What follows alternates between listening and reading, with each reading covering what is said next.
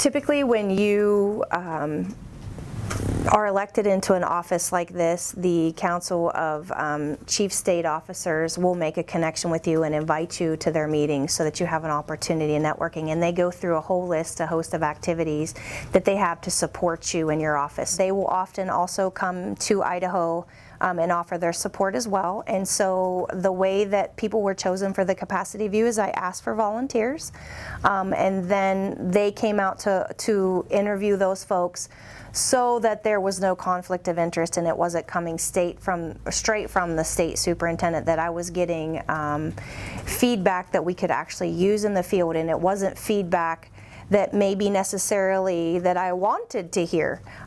It was true and honest, and it was feedback that was non-conflicting and in a non-threatening environment. That was the point of the capacity review. What resources are my staff or folks maybe outside of the department missing? What are they missing that's keeping them from reaching that goal? And so one of them was early on. I remember that was 3 months into my term, so early on was I haven't had an opportunity to sit down with the state superintendent.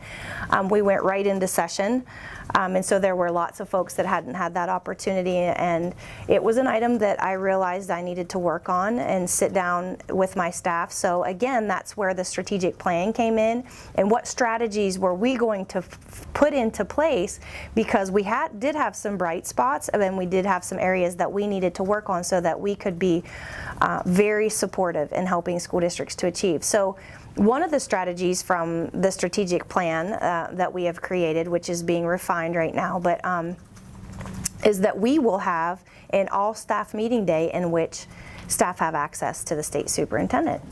So that's an example of one of the strategies that we put into our strategic plan that came from the capacity review.